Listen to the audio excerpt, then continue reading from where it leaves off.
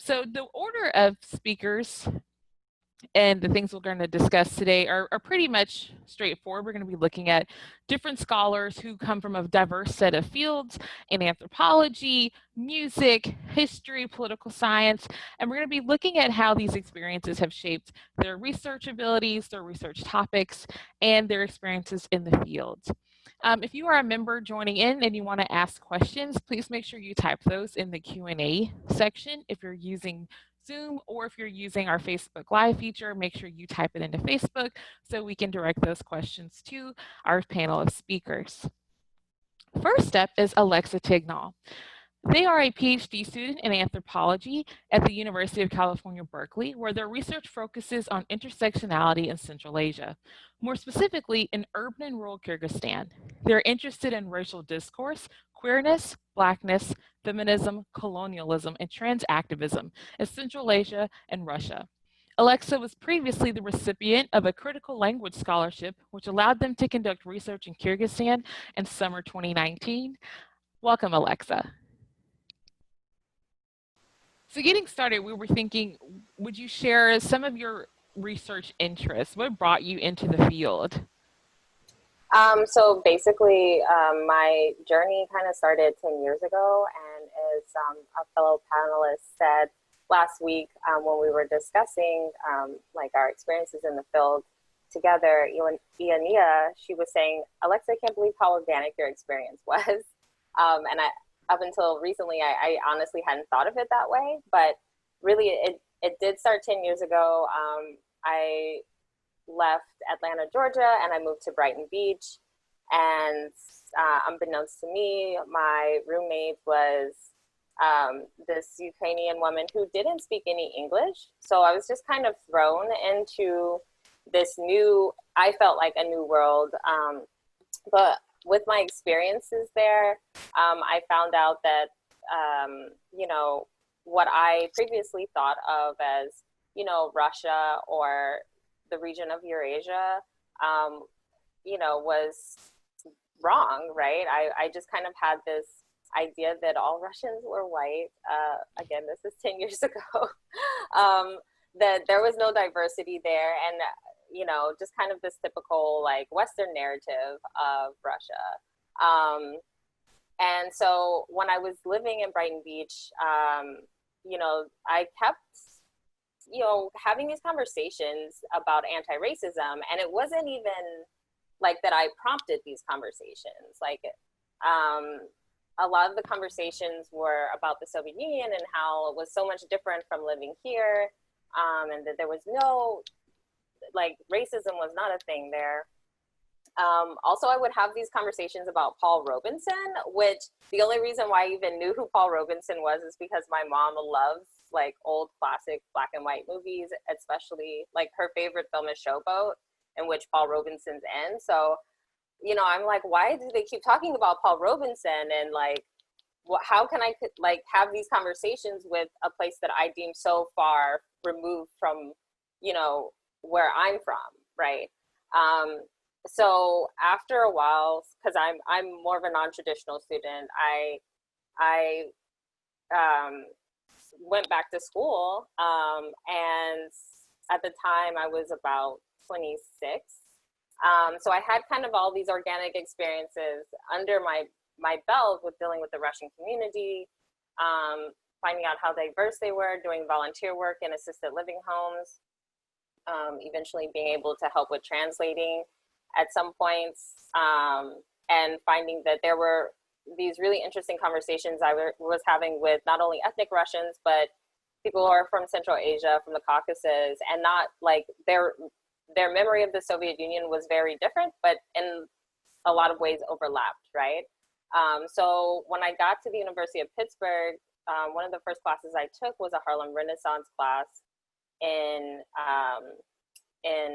the literature department or in the English department. And there we were talking about Langston Hughes, and this was kind of my introduction to, the connections between Harlem Renaissance and the USSR at the time, and the projects that they were doing together. And then on top of that, at that point, I still hadn't been to Russia, But the next semester, I took a class with Sean Guillory on Russian terrorism. And I don't know, maybe he was just, maybe I think we were probably talking about the Decemberist revolt. But he brought up Nancy Gardner Prince. And it was just so wonderful to know that there was Blackness and a Black woman in the imperial court, and Alexander the First and also Nicholas the First imperial court, and something in which I had never known before. And I was just like thinking like, wow, this is before the Harlem Renaissance. So, you know, there were connections with the Black diaspora before that. And so that was really like, that class was really the beginning of me like nurturing this like, or just my intellectual itch, I guess, of understanding other parts of Black diaspora that aren't in relation to the Caribbean, that aren't in relation to Western Europe. Although those types of narratives have been informative, but the narratives from the Harlem Renaissance and even Nancy Prince's narrative of being in the imperial court was very, very informative to me. So at that point, the next summer I went to Russia with the Summer Language Institute program by Reese. And there I was able to kind of, I don't know, to kind of just be in the space. And I think there's something different about that, rather than, of course, reading about it. And there, when I was there, I was seeing like, okay, this is, you know, I'm seeing Central Asians, you know, they're migrants. They're doing the work that no one else wants to do, right? Typically construction and all these. So it brought up a lot of questions for me about, you know, also the word Black in Russian and what does that mean? And, you know, at the time, 10 years ago, I didn't really understand that, but going through life, I kind of began to understand that this was something very derogatory, and that, you know, there are some overlaps, and overlaps in colonialisms, and I don't think that those things should be, you know, like, they should be kind of erased, right? And just because it's socialism against capitalism. Or doing a hard binary of that. So when I got back, I took my first anthropology class. Up until that point, I was just really taking history classes. And that's when I really got in trouble, because now I have, as Zora Neale Hurston says, the spyglass of anthropology. So there's like this other lens now.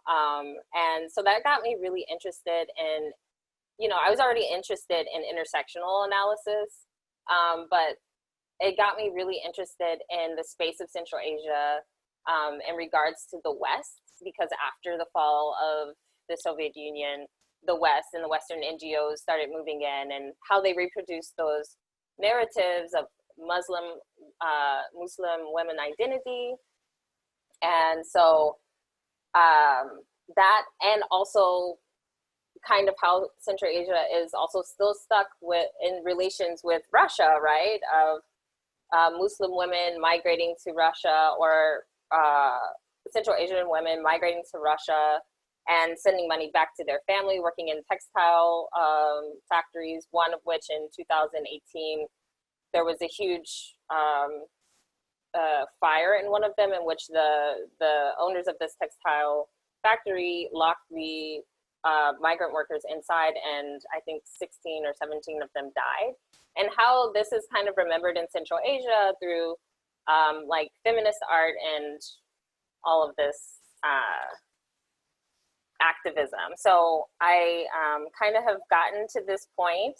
And then after going to Kyrgyzstan, a lot of that was revealed to me, just how activists are working on the ground to expose, you know, these hierarchies as well. And it's mostly through the LGBTQ community and the feminist activists there who are working on this. So I think that this just kind of led me to this point now, and I'm really interested in this intersectional analysis and especially what the framework of Black femme thought can do in this area and exposing global white supremacy as a system, and also like how we can like avoid erasing the narratives or the stories of Central Asian women in that area.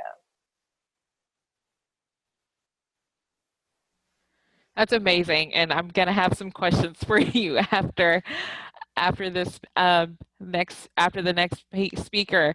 So our next speaker today is Alicia Hernandez Strong. She's currently a second-year master's student in European and Russian Studies at Yale University.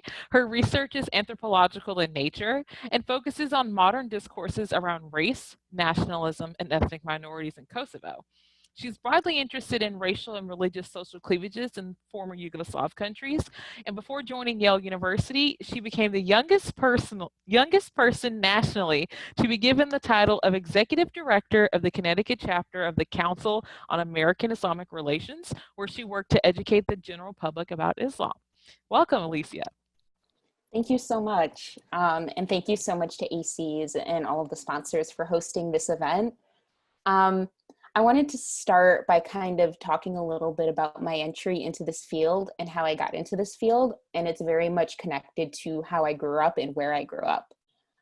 So I grew up in a small town in Connecticut, or a small city, I guess, but one of the larger cities in Connecticut, called New Britain.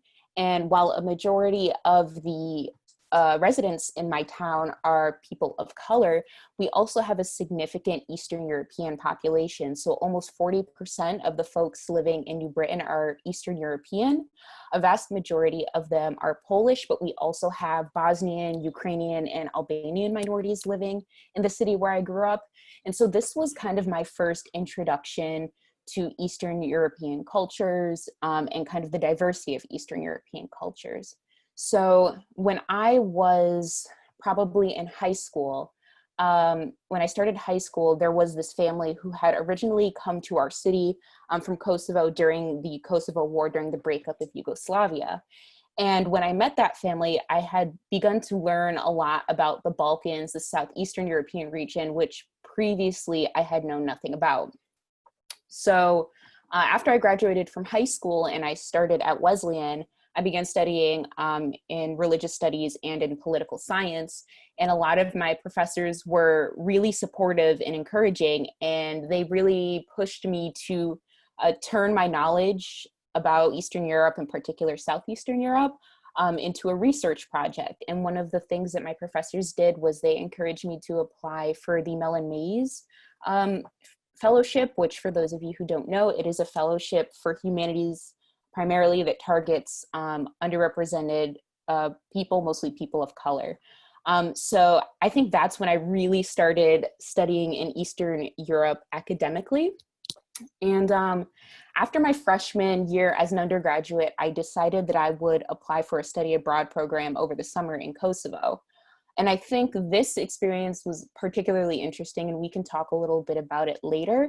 But I think the important things to note were I had, until this point, when I was probably 18 or 19 years old, I had never left the United States before. So this is also my first trip outside the United States. And I didn't really know what to expect. And I think once I got to Kosovo, I quickly realized that there were basically very little to no Black folks. The Black folks that I did see were primarily men.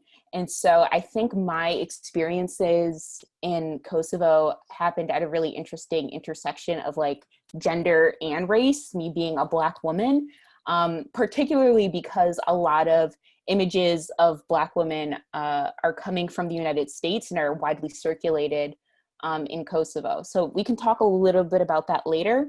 But I did also want to talk about how that trip inspired my first research.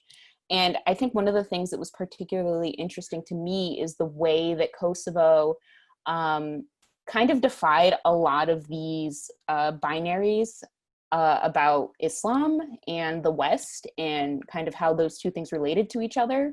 And so it was interesting to me because I arrived in this country that's maybe 90 to 95% Muslim. There are mosques everywhere, but people's actual level of religiosity varied really greatly.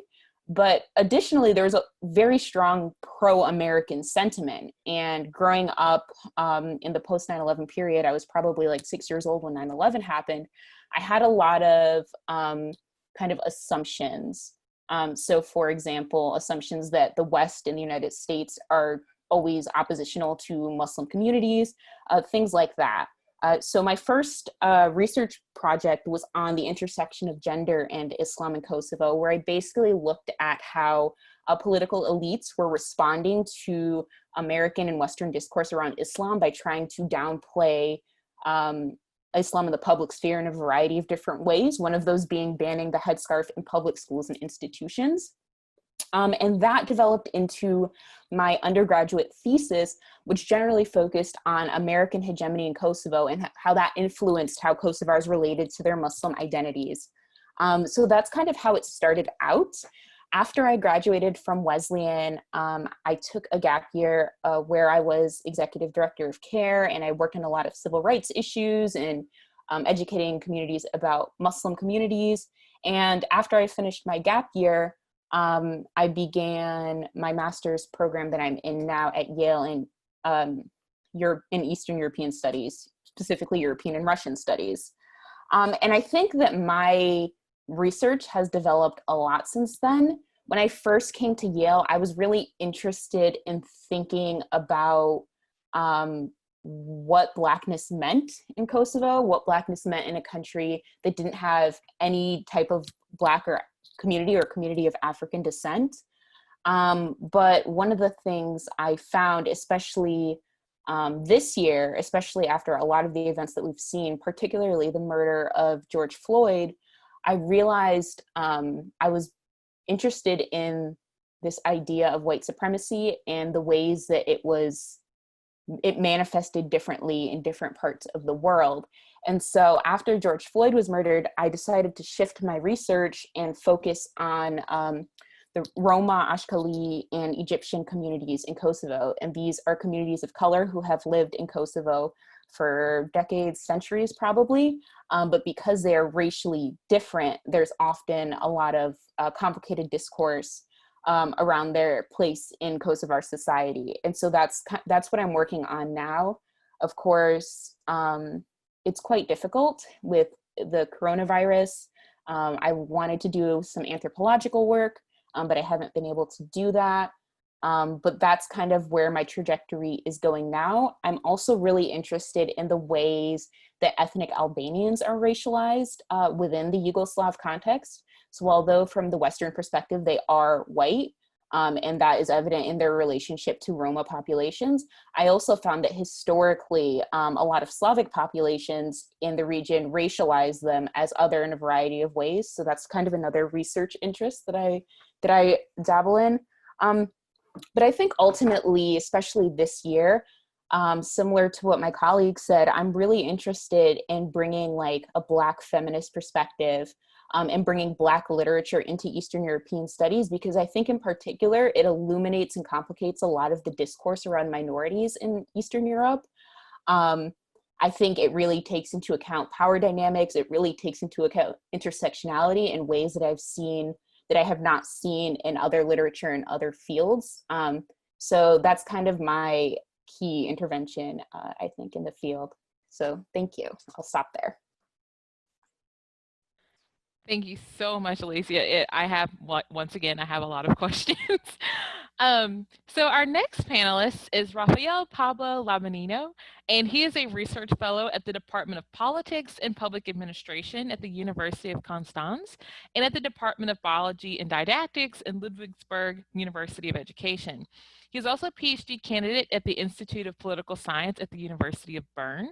And he has recently co-authored the Liberalization Database from 1973 to 2013, the most comprehensive data set on the process of liberalizing economic and social political reforms in the world to date. He is currently working on the joint German-Polish project, The Missing Link, examining organized interest in post-communist policymakings. Welcome, Rafael. Thank you very much. welcome. And I also would like to thank this opportunity to talk about my experiences and and my research interests. So my story of why I'm studying Eastern Europe is that I'm actually Hungarian from my mother's side, and I was born in Budapest. Is from Cuba, and he's partly black and Native American, and also a bit white. But in Europe, he's perceived as black. Um, and and well, I was growing up with my mother. So my parents were separated. So my father still lives in Sweden. I also spent a year with him, and I spent quite a lot of time in Sweden as well, growing up. But I was kind of growing up in a white family of mostly intellectuals. I went to a good high school, and I went to a good university, and then I went to the Central European University. I also got a degree there, and then I studied in Switzerland at the University of Bern. So I was kind of doing this kind of institutionalist approach to political science, to policy reforms, to party systems, and race and racism was not in a focus for me scholarly or intellectually for a long time. Of course, growing up I was born in 1982, so of course growing up in Hungary, and we lived in a small town, 25 kilometers from Budapest.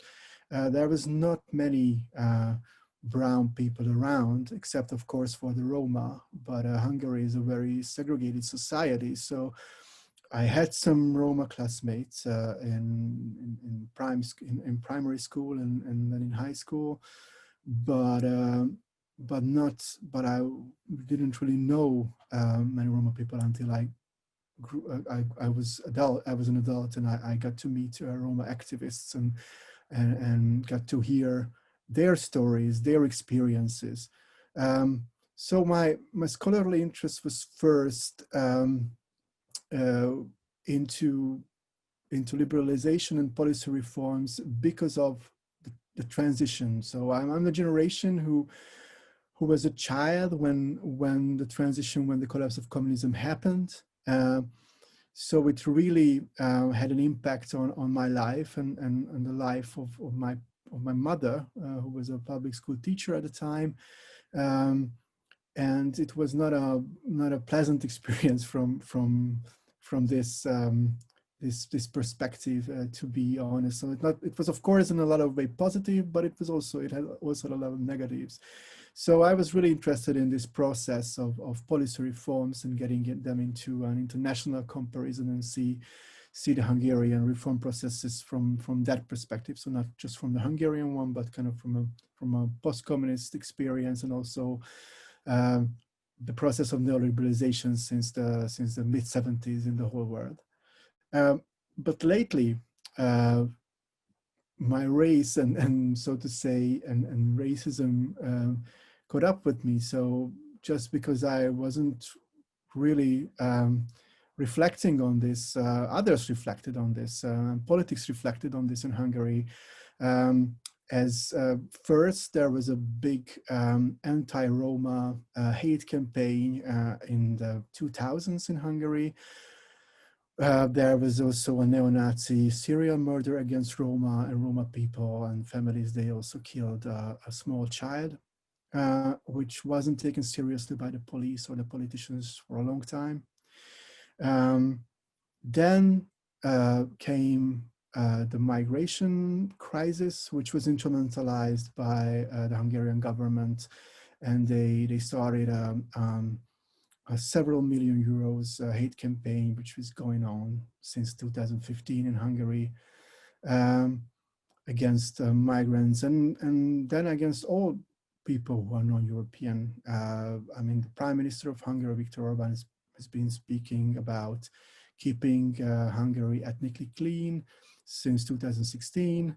So kind of, I was, outside. I was an undesirable person in the eyes of politics in my own home country, and I identify as a Hungarian. It's my mother tongue. I'm Hungarian. And then came the Black Lives Matter protests, the latest wave in the U.S., and it was very, very, very not only interesting but worrying to see that even very well educated, otherwise liberal and open-minded persons couldn't really place these things in a context, and then they had opinions, and they wrote comments which were pretty racist, so to say, or if not racist, really unreflective of the situation. And what was really strikingly interesting again for me, that they didn't really reflect on their, or didn't really draw the conclusions for the region, for Central and Eastern Europe, for Hungary, for their own racism and structural racism and problems in nationalism in Eastern Europe. They didn't seem to get the connection between these problems. They were really worried about, I don't know, Thomas Jefferson and Columbus, and failed to see the parallels between the situations there and in Hungary, and in Europe and in Central and Eastern Europe. So, so I started to get involved in kind of an activism. I wrote articles about these topics, and started to get into sometimes in social media discussions, which of course are not the best way, because people are kind of tending to stick to their own opinions, and there's no real discourse. But I wrote articles, and I think I have to kind of rethink a bit my research field, and reflect on these issues, particularly that now actually the government it seems like that they are kind of experimenting with an anti-LGBTQI homophobic campaign, kind of imported from Poland. So I don't know if they will really go through with it, but it seems like that this kind of anti-migration and racist campaign is not that effective anymore. It was effective in changing actually public sentiment, very racist in Hungary, but politically it's not that useful anymore. So I think as scholars, and not only as a scholar of color, but as scholars, we have, especially as a Hungarian scholar, I think I have a responsibility to deal with these questions and rethink a bit my research field. Thank you. Thank you so much, Rafael, for that amazing presentation. Our final panelist for today is Joanida Costacci.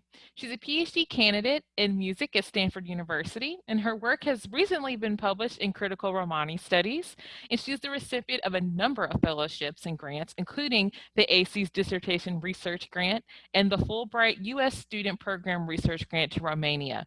In her research, she examines how music helps facilitate the cultivation and transmission of Romani memories of the Holocaust. Welcome.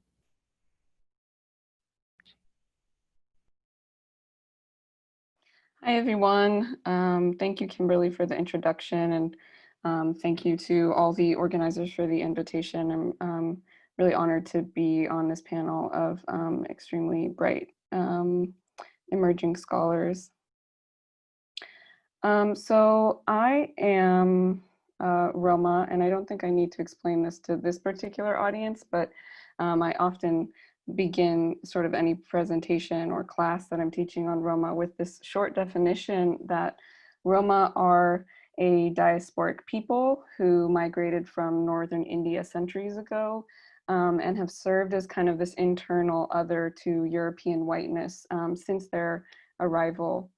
And I also like to underline the fact that Roma people were slaves, and that Roma people, as Kimberly mentioned in my introduction, were killed in the Holocaust. And I do this because I find that I simply can't rely or assume that my audience will have that kind of historical schema for the Roma. And this is because Roma history has been systematically erased, suppressed, and silenced. And this is a truth that my own lived experience, even as a Roma person, is sort of testament to. And I say this because despite the fact that I myself am Roma, and despite my sort of robust Holocaust education in the US education system, I wasn't aware of the persecution of Roma during the Holocaust until until 2014, when I was 24 years old. And this was in the context of being invited to the 70th commemoration of the liquidation of the Zigeunerlager at Auschwitz-Birkenau when I was living in Romania during my my Fulbright year. So it wasn't until then that I learned that Roma were targeted on racial grounds for extermination by the Nazis and their allies. And so it was then that this sort of silence, the startling silence surrounding Romani history became very clear to me. And it was then that I decided quite inorganically, sort of in contrast to Alexa's trajectory, to study this in some way and make it part of my my research as a PhD student in ethnomusicology. And that was just because I felt this need to sort of serve as a megaphone for this history by any means possible, a history that I myself wasn't aware of. I like to quote, when I talk about this, Bell Hooks quoting Itabari Njiri, who says that so institutionalized is the genocide of our history, our culture, our everyday existence, that often we do not even know ourselves, end quote. And I like this quote because I feel like it really sums up my own experience of being cut off from my own ethnic heritage and ethnic history. Which kind of brings me to my second point, which is about the state of knowledge within the Academy about Roma history, and Roma history as an integral part of European and global history. So my lived experience demonstrates the kind of pervasiveness of what Jose Medina calls culpable ignorance at like a societal level, because there are, certain conditions that created me as a person who did not know these basic things about Roma history, that Roma had been enslaved and that Roma had been killed in the Holocaust. So then I started to sort of turn to the academy and try to understand and maybe trace the ideological formations that kind of buttressed this exclusion and the suppression of Roma history. And if we look at the body of literature about Roma people, it reinforces notions kind of backwardness of Roma people, sort of much in line with colonialist and anthropological writing in the early 20th century. This literature, and particularly I'm thinking about the Journal of the Gypsy Lore Society, reinforced eugenicist, colonialist logics and white supremacist attitudes towards the Roma by producing and reproducing these exoticized characters of Roma where they had no voice or subjectivity.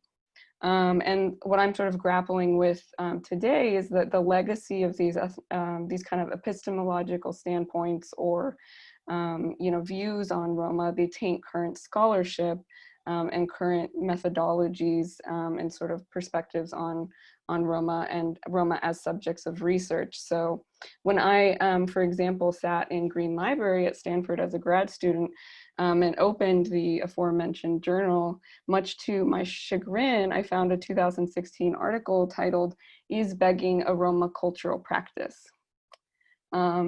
And this is, it's a 2016 article. And, you know, it really got me thinking about the fact that when our research questions already stem from the ethnicization and racialization of poverty, you know, I think we've already lost in terms of producing fair and accurate knowledge about a people. And this is 2016. So while the rest of the academy was wrestling for decades already with, you know, decoloniality, and starting to care about, you know, this question of who is producing knowledge about BIPOC, and problematizing and contending with anthropological methodologies rooted in the colonials projects. In Romani studies, we have this old guard who is clinging to the racial slur gypsy in the title of the academic society, arguing, quote, in a published article that, quote, "The society belongs to and is run by its fee-paying members and is not directly answerable to an imagined community of populations that self-ascribe as Roma," end quote.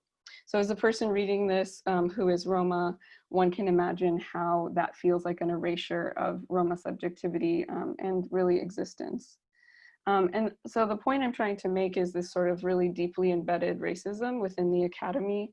And I can give one more very concrete example of this exclusion from my own experience. Also, in the spring of 2016, the Stanford History Department offered a course called Sex, Race, and Nazism in 20th century Germany, which purported to, quote, "explore the experiences of historically persecuted groups, colonial subjects, Jews, homosexuals, women, Afro-Germans, Turkish immigrants, and Syrian refugees," end quote, while omitting one of the most historically and presently, as Rafael was mentioning too, persecuted groups in Germany and throughout Europe, including Hungary, and namely the Roma and Sinti people.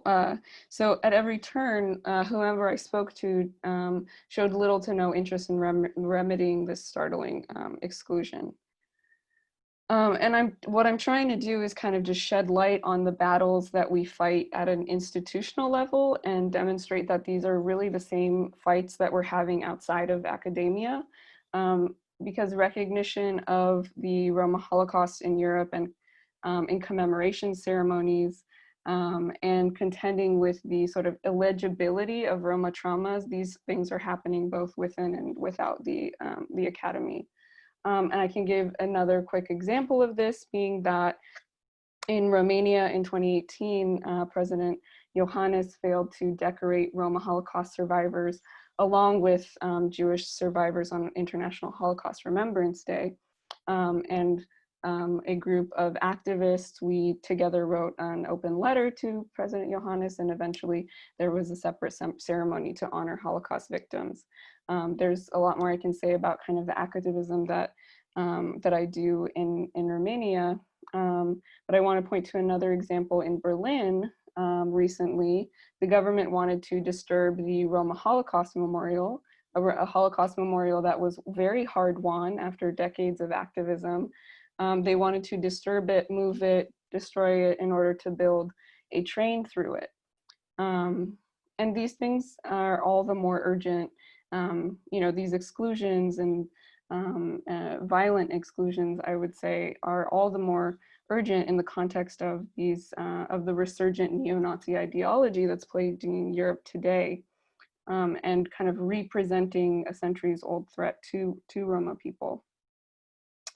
And so I think all of this, for me, it sort of illuminates this very real struggle of putting Roma studies on the map. So in Europe, Roma are a people that are known about, but the discourse around the racialization and subjugation of Roma, in my opinion, is decades behind discourse on race in the US or about other minoritized subjects. I think there are a few reasons for this. The Soviet era being a really prime contributor to this kind of erasure of Roma history, because under this kind of model of the new socialist man, there was this universalism and kind of this raceless, sexless, genderless identity on all citizens. And so there's this myth that this process was democratizing, and it kind of paralyzes the parallels of the post-racial positioning of the EU as a similarly democratizing project, but both of these things, were at a very high level of discourse that didn't really correspond to the lived experience of Roma people. And there's new research that's being done, there's new projects being done that will speak more to the experience of Roma under communism, part of a working group on that. But what this meant was that for Roma, historical trauma was presumably made irrelevant as the slate was kind of supposedly wiped clean. And this meant that despite the real material effects of slavery and genocide on Roma people and on their lived experience and on their present condition, these things were ignored. There were no reparations provided for slavery, some reparations for genocide, but largely unrecognized in society. Roma historical injustice remains largely unrecognized. And what this means is that Roma in public perception are continuously villainized and scapegoated. Roma poverty is twisted in a cultural fact of Roma lifestyle rather than as a direct consequence of hundreds of years of persecution. And we really saw this explode during the pandemic. So I wrote a piece on police brutality, hate speech, and scapegoating in the media and social media of Roma during the COVID-19 pandemic. And those very violent and explicit acts of racism uncannily mirrored Roma persecution during the typhus pandemic, which led up to the Holocaust and was kind of leveraged during the Holocaust to justify genocide in the Romanian case against Roma. So these things have real echoes in the present, and my activism really tries to address this very simple idea that the present severely influences, the past severely influences the present, and I can kind of talk more about those things in the discussion. So despite the fact that Roma are racialized and caught up in these hierarchies and processes of white supremacy and racial eugenicist logics, the plight of Roma has been so marginalized that it's been kind of simply written out of history. And my research and my work attempts to recover and reinvigorate those unremembered histories, because I feel that we can't understand race in Europe without understanding the subjugation of Roma. I mean, I think that the very concept of white Western man is founded, as I mentioned in the beginning, on the othering of Roma as a negative referent. In my work in particular, I look at music, Roma music, Holocaust songs, but also popular music during the communist era and contemporary popular Roma music, and the way that this records ethnic suffering. And this came out of kind of my whole perspective on this idea that music records ethnic histories comes from a conversation I had with my father before he passed away. He was from a Roma musician family in Romania, and he described to me that, quote, Roma have suffered throughout history, but through their music, they have been able to download their fire, and download their fire, put in a more idiomatic way, might be have an outlet for their suffering.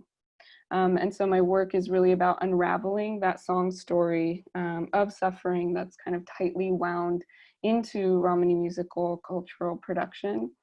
And that has been the sort of guiding principle in my research. Thank you so much, Joanida, and I'm sure we're going to have some really good questions about your work. And before I invite all the panelists to come back and have their cameras back on, I do think that we see some really interesting connections between each of the panelists and my own personal experience in the field. And I think the fact that everyone on this panel works on groups and communities that have been marginalized and that have often had their histories distorted or erased. In history and anthropological study is very important, and I think that shows the amount of work that we do have to do as a field to kind of reimagine what is included and what has been excluded in our work, but also to expand our means of understanding and to reincorporate these marginalized communities and these, histories of ethnic minorities back into some of our greater discussions about the Soviet, post-Soviet socialist spaces throughout, Slavic and East European and Eurasian studies. I'm actually interested if Joanida talked about this a little bit. Rafael mentioned this. I'm actually interested to hear our panelists talk about how they have been racialized while they're working in the region, and how that has, or maybe has not, impacted their ability to do research in the region, but also how it could have impacted their research. So anyone who wants to go first, you can chime in.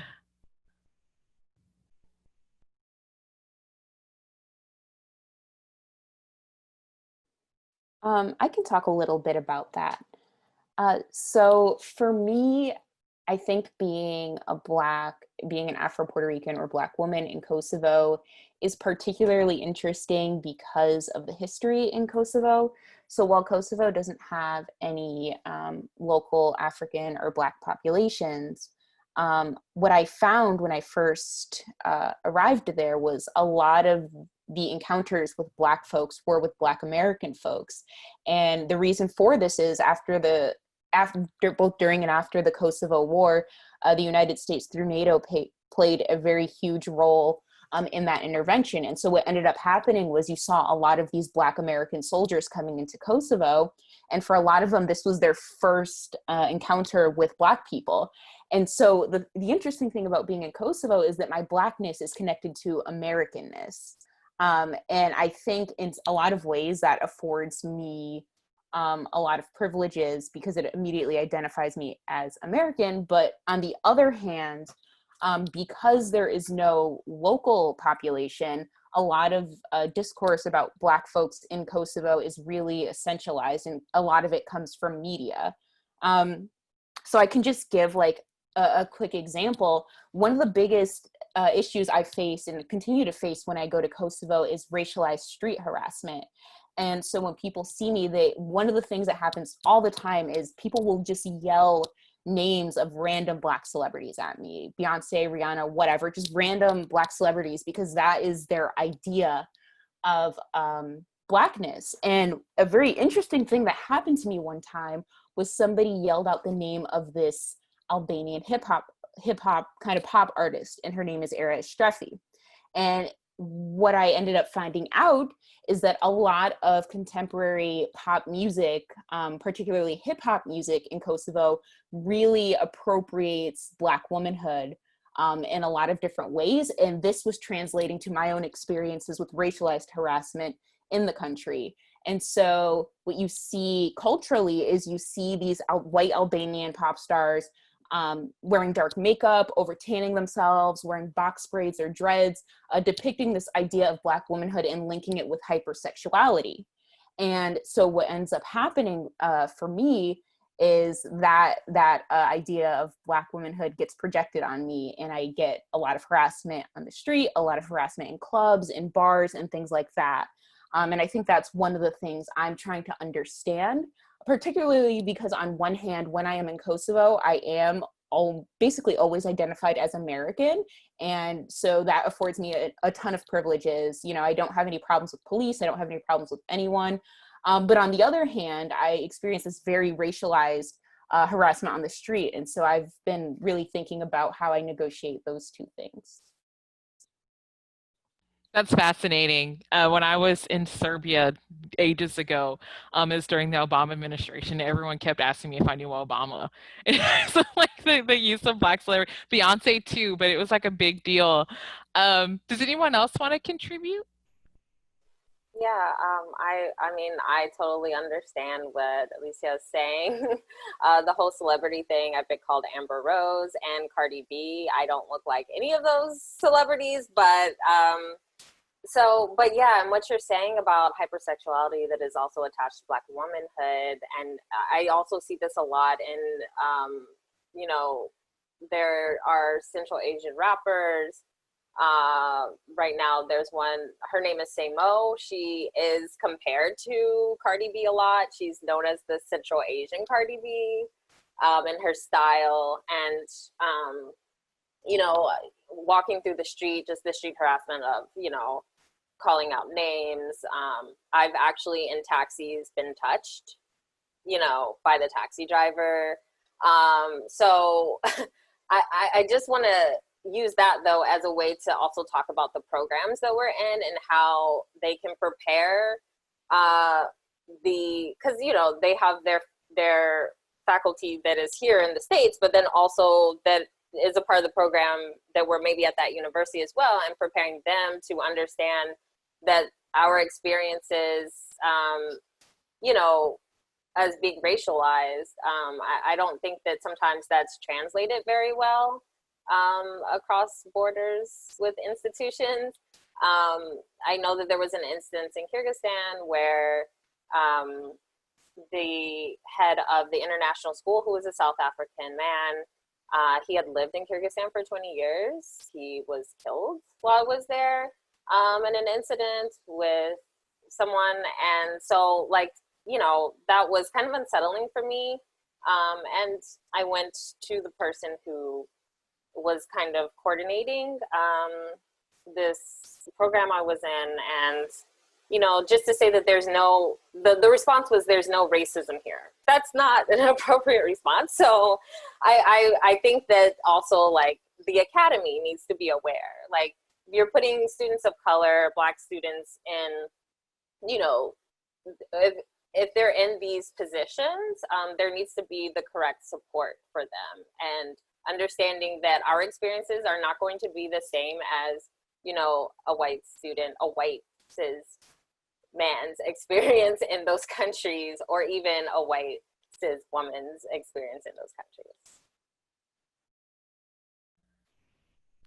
Absolutely. Joanida, did you want to contribute, and then Rafael? Sure. Yeah, I think my experience, you know, I growing up in the States and kind of being interpolated as maybe Hispanic or a lot of different things, and then coming to Romania where I was kind of perceived for the first time as Roma, and then everything that came with that, it was very shocking to me. I mean, you know, the following around in Zara and in different places, that kind of thing I experienced in the States as well. But and I think it's more tied to the activism that I do in Romania. But for example, I get like a lot of DMs that are very violent. One very short example. I don't even remember what it was that I was posting about. Maybe it was a Holocaust, maybe it was a fundraiser for a Roma person. I can't remember. And somebody commented on my profile picture or something, "You dirty gypsy, all of you should be shot because if we tried to, no, all of you have to be gassed because if we tried to shoot you, somebody would get away." And there's this constant like invocation of Antonescu, who was the general who was Hitler's ally in Romania during World War II, of like, why didn't he finish all of you off? And it's always like in response to, you know, any kind of activism work that people are trying to do on social media. That's the kind of backlash that you get, and that is something I wasn't prepared for. And I absolutely agree with Alexa and what people are saying, that there is this need to have a preparatory conversation. You know, it's like even if you know, like I knew that, you know, Romanians were racist against Roma, like Europeans are racist against Roma.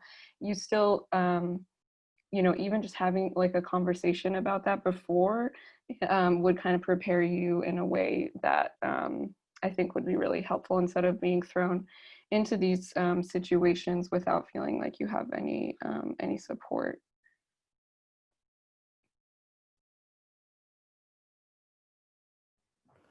Yes, I I know these kind of comments, but I want to kind of come from a little bit from a different direction because of course I was perceived sometimes also as a Roma in Hungary, because that's kind of how I look, also by Roma actually.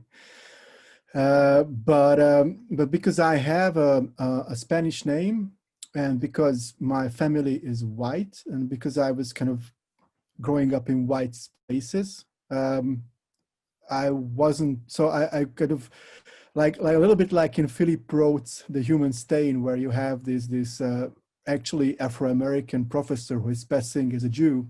Uh, so I was a little bit kind of and I really loved that book. I love Philip Roth, but I really loved that book, and it really talked to me a bit, because actually I'm also Jewish. So I wasn't passing as a Jew because I am a Jew from my mother's side. But I wasn't really, kind of perceived as because there's no category for you. So either you're a Roma in Eastern Europe, and then you're brown and you're Roma, or you are not a Roma, and then your father is from Cuba, yeah, your mother is Jewish. Actually, by the way, my mother is not Mediterranean; she's like white and blue-eyed. So that's my Jewish family is kind of not fitting any stereotype that the anti-Semites are having about Jews.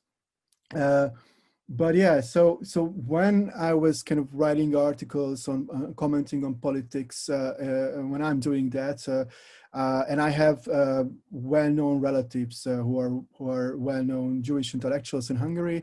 So then I'm, of course, and these guys are really up to date in your family. I don't know how, but they know everything. And then and it's always man. And then they call you, of course, a Jew, and everything that Joanida said, but what, like a Jew, that you should be killed, and why, and and all these kind of references to Auschwitz that you should know. You should be made into a soap, and all these wild things. So you have this kind of this kind of internet activity. I never really read it because this is kind of, if you are stepping up against such things, and you're and the right and not the right, but the radical right, and which is now the Hungarian governing party as well. So if you are kind of having a voice against these things, then you have to be prepared for these kind of slurs. But yes, but lately, actually, I really have to kind of face this racial question, and what is really, for me, as also coming from a Jewish family from Hungary, as also kind of a very disturbing developments when the Prime Minister is talking about ethnic purity, because I was growing up with my grandmother had the photo of my great grandparents, of her parents, on the wall with the Star of David on them, not willingly. So that was already the racial rose period in 1944. So we have a family photo like that. So knowing these kind of things, where these lead to, where this can lead to, it's really disturbing to see what is happening throughout the region, from Poland to Slovenia even. So which is really shocking, because that's kind of the most well-developed, well-off place. It's like it's almost like a West European standard of living, and still you have this kind of really, really disturbing developments everywhere. I want to make sure we have time for audience questions, but I do think something that's very telling is that it seems most of us have had experience with online or in-person harassment and racial hatred against us because of being racialized or because of the nature of our work. And I totally agree that is something that as a field we have to address and prepare students for, not only when they go to the country to do research, but also taking care of those students when they come back and helping them process those traumas, because it is very isolating and can be just frankly terrifying when you have to go through that. And so I really appreciate all of you for sharing your experiences. And I do want to make sure we have questions. We have quite a few interesting questions. So I'll tell each of you when you have a question, and to allow you time to respond. So one of our questions from Facebook is for Alexa. So how do people self-identify in multicultural spaces in Central Asia? The writer says, I'm guessing there must be a lot of intermixture of ethnic Russians with local Central Asians. So like, how do these people kind of self-identify, and do you see a line in Central Asia kind of between Asia and Europe?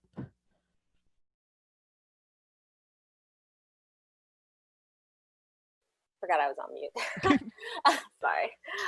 That's a great question.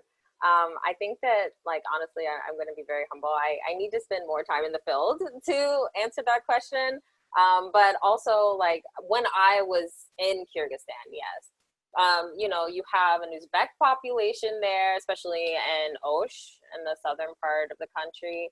And then you have ethnic Russians that are there. And in my experience in being there, at least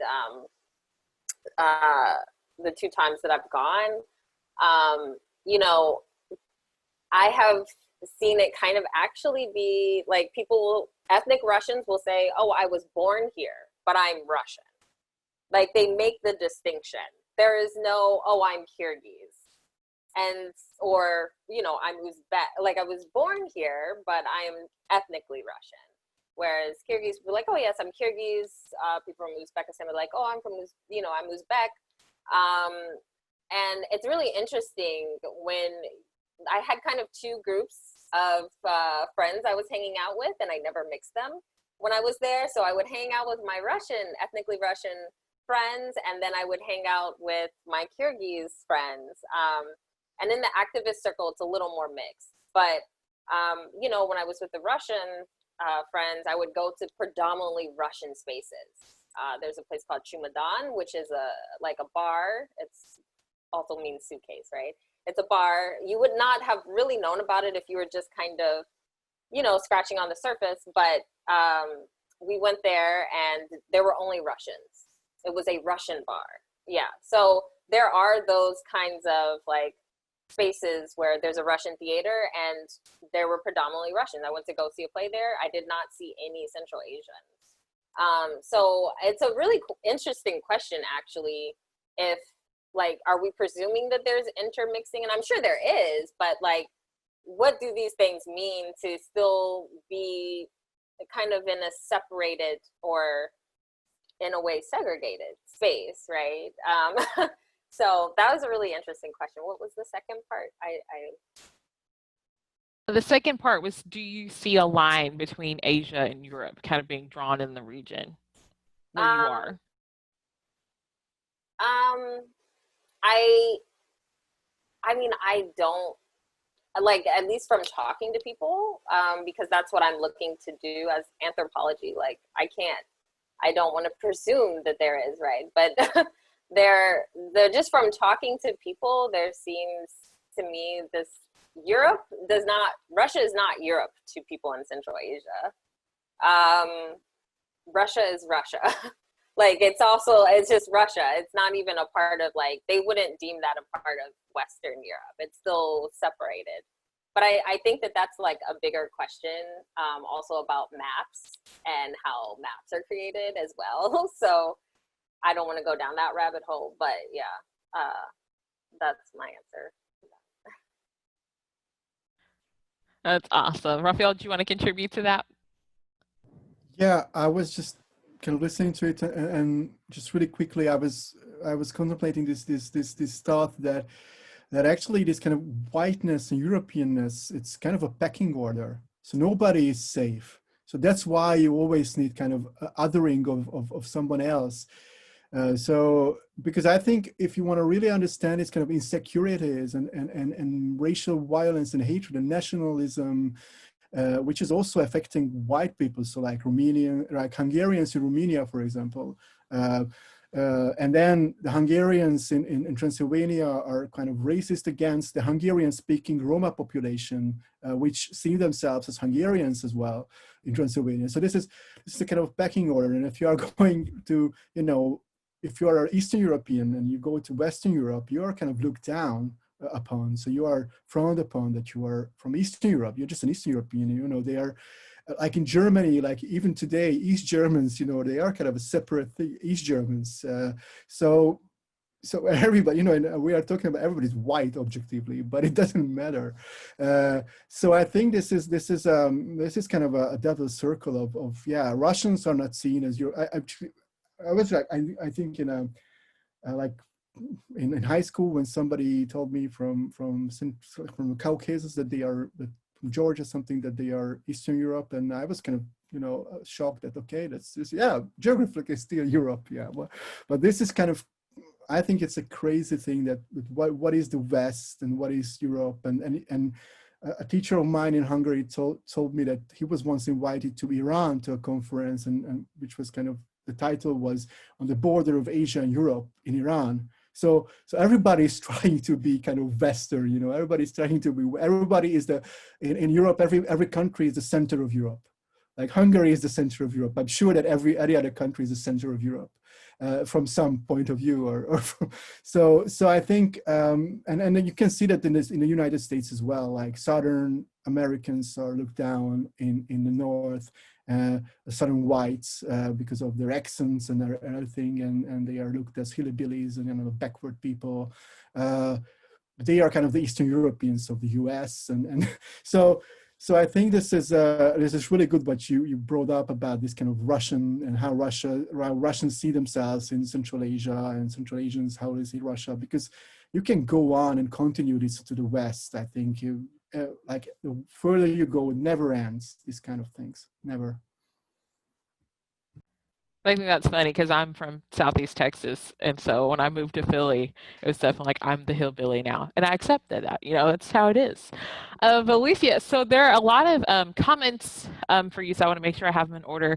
One attendee talked about the fact that they didn't even kind of think about Roma as a nationality until very recently. I think this is for both you and Joanida in terms of what do you think about, you know, how Roma are thought about in the field, and Joanida, you talked about this a little bit earlier with that 2016 article with that completely unacceptable name and methodology, but also Alicia, thinking about your work, and you talked about kind of like the racialization of ethnic Albanians, and I wanted to know if you could talk a little bit more about that, and for Joanida, kind of getting into this idea of the treatment of Romani within the academy, and kind of what do you think some of the structural issues are facing not only scholars who focus on the Romani, but of people of Romani descent and their ability to, you know, work on these issues?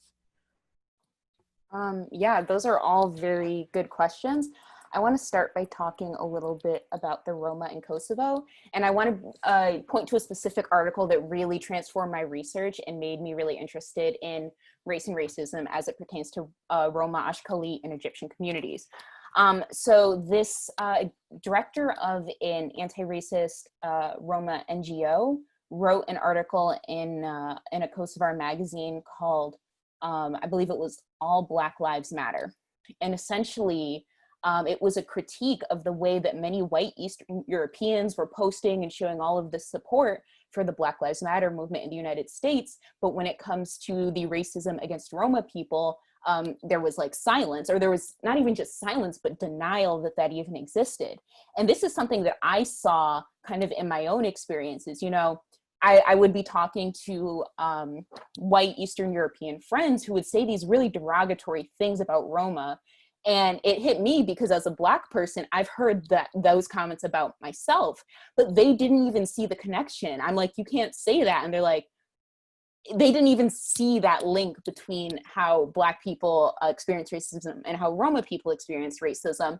And I had a colleague, I believe she's in Hungary, I'm not sure, but she talked about how there was this big Black Lives Matter solidarity protest that got staged, and there was a protest for Roma rights after, and people actually left after the Black Lives Matter protest and didn't continue to support Roma rights. And so you see this disconnect. And I think part of it has to do with like American hegemony and how like American events really dominate.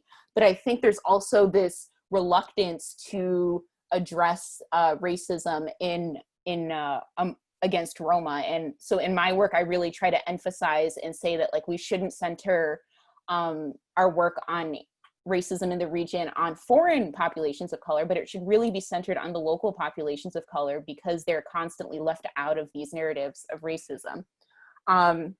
So, and then in terms of the racialization of Albanians, so that research that I've done is primarily historical.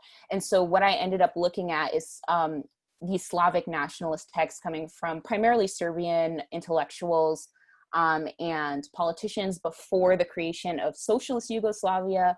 And I was shocked by the parallels between the ways that Albanians were depicted during this period and the ways that historically Black folks in the United States have been depicted. So kind of this biological essentialism of like, you know, they're not even from here. There's these theories that like they have Albanians have like some gene that traces them to Africa, and so they're not even Europeans. There are all of these weird racial theories that are coming out in probably, I want to say like the 1940s. And these racial logics were basically employed to take Albanian land and eventually form what became socialist Yugoslavia. And so I think a lot about that racialization, which I think complicates how we see race just along the color line, because I think it's more complicated than that. And I find I really have to juggle my analyses because I find that my research is often mistook to say that Albanians are not white, that Albanians are people of color. And I think that's a lot of what I have to push back on. Like, we can acknowledge that populations can be racialized in different ways, but that doesn't make you a person of color necessarily. It just happens to be a particular context in which you're living in. And so I find that when I talk about anti-Roma racism in the region, a lot of people push back saying, but oh, look at all of this experience we've had with racism historically. How can we be racist if we've experienced racism? So a lot of what I've been doing in my work is trying to problematize those logics and really show how racism can manifest in different ways and is projected on different communities in different ways.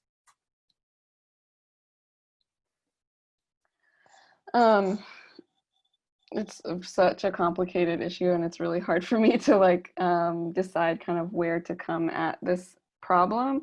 But I think I'll start by giving an anecdote that I think kind of exemplifies my opinion on this, which is I was out at a Bucharest bar and just randomly struck up conversation with this woman.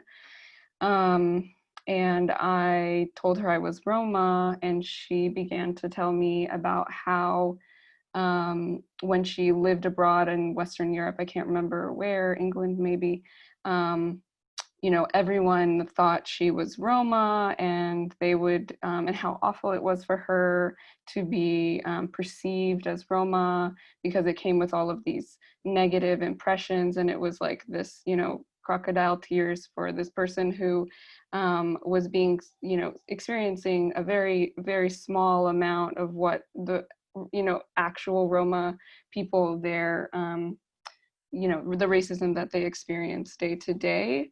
And again, this is kind of what I was talking about in my presentation, the real material effects of the history of enslavement and persecution during the Holocaust. That is not something that a white Albanian or a white Romanian is going to have in their past.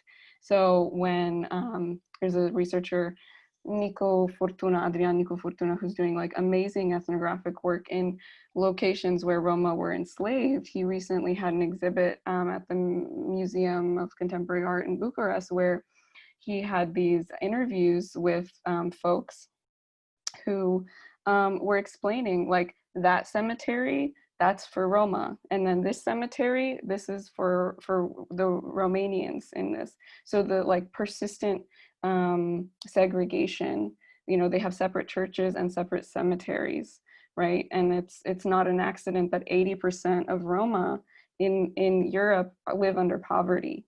Like that is just an absurd number. 80% of Roma live in poverty.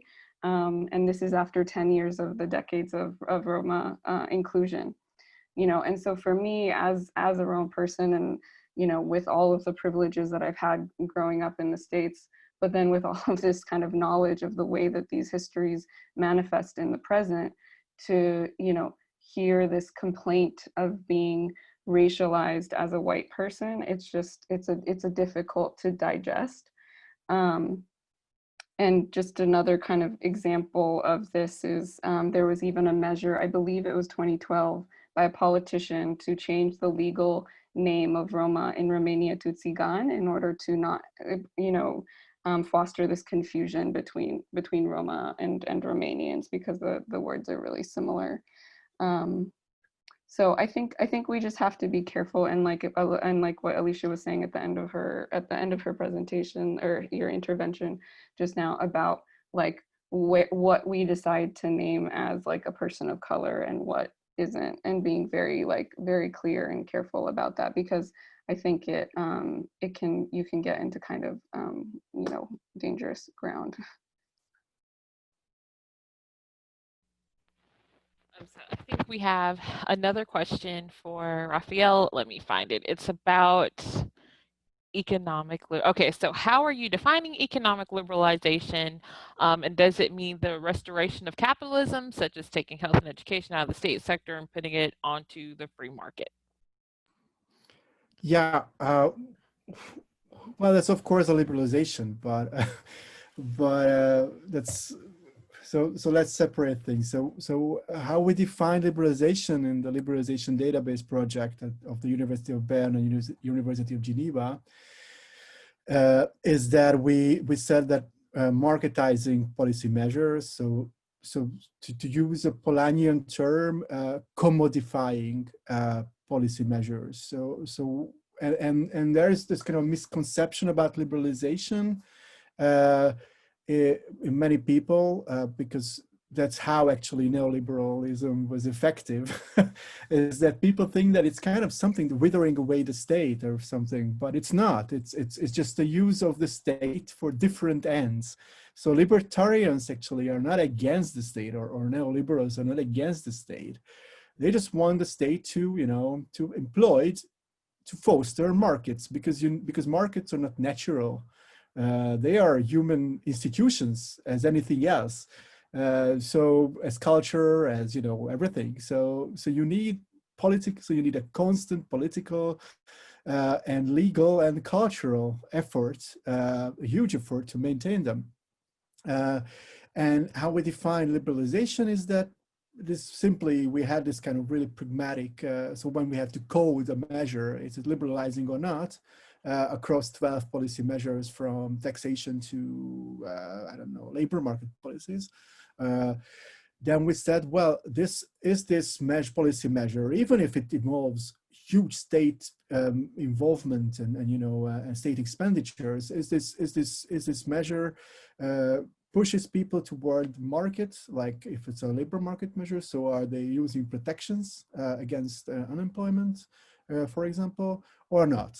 And if it's kind of a marketizing measure, so if it creates markets of people or of anything, then it's a liberalizing measure. So that's how we define liberalization. But I wanted to just say something about Roma and how we perceive ethnicity. That in my field, about kind of this kind of post-communist policy reforms, there's a huge English language literature also on how, for example, in Estonia and Latvia, the Russian minority was stripped of their nationality, and they were actually the industrial workers, and these heavy industries were, after the collapse of communism and after they exited the Soviet Union, these were kind of closed down.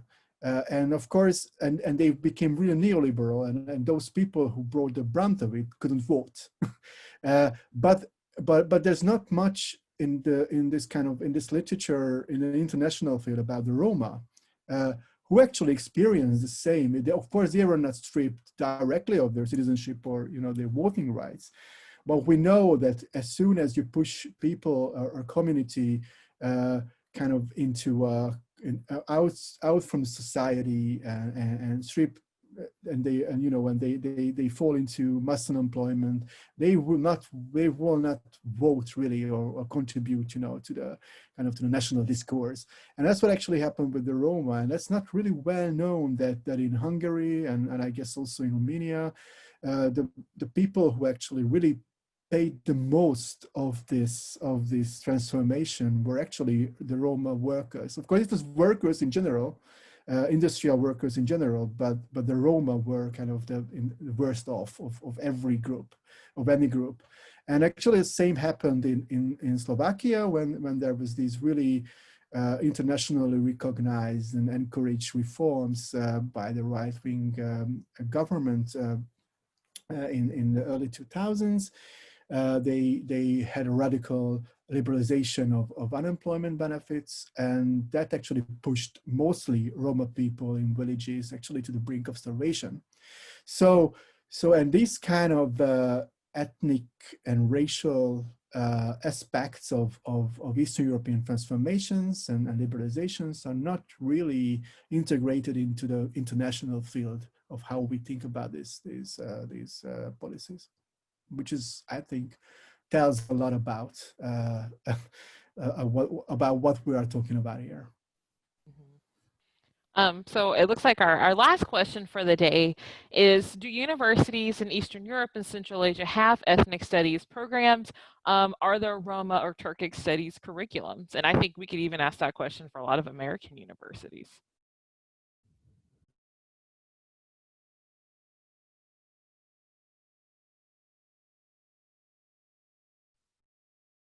It's like this, I'm wondering, so in the United States, is there a Roma studies curriculum? Or because I haven't come in contact with that. I can jump in here. I might be able to answer this. So in the States, Magda Batake is affiliated with at Harvard University in the Health and Human Rights program there. So she has a Roma program that she kind of started there. Aside from that, there is, and this is kind of what I was trying to sort of point to with my my first intervention about the sort of illegibility and like how Roma studies is not really on the map in the US. Like that would be, we need that, absolutely. We need Roma studies in the US. In Europe, for example, in Bucharest, there's within the like National School of Social and Political Science, there is a Roma program housed within that department. And then there's the CEU University has a Roma program, the Central European University. And then in Jan Selling is director of a program in, I believe, Sweden, and I think a lot of the Nordic countries have Roma studies programs. So that's as much as I know about that.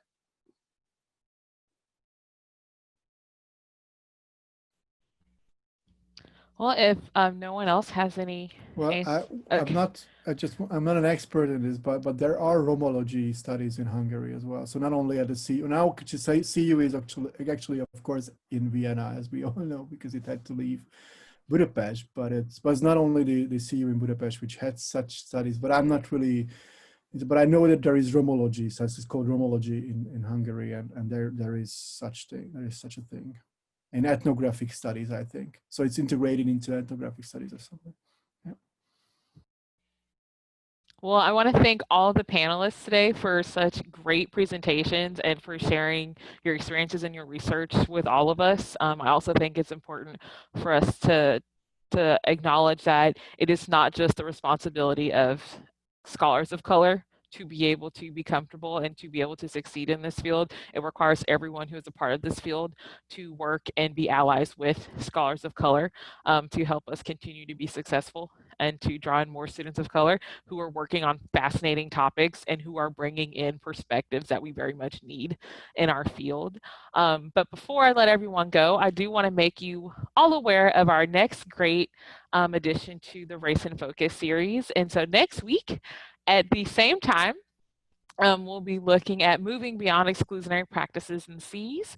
So the moderator will be Dr. Troy Chatterjee from California State University, and the panelists will include Dr. Morgan Liu from Ohio State University, Dr. Colleen Lucy from University of Arizona, myself, Kimberly St. Julian Varnon from the University of Pennsylvania, and Dr. Marius Taba from Corvinus University. So it'll be at the same time. So if you have not registered, make sure you register for that, because we'll be continuing these really great conversations we've been having today. And so thank you, and I hope to see you all next week.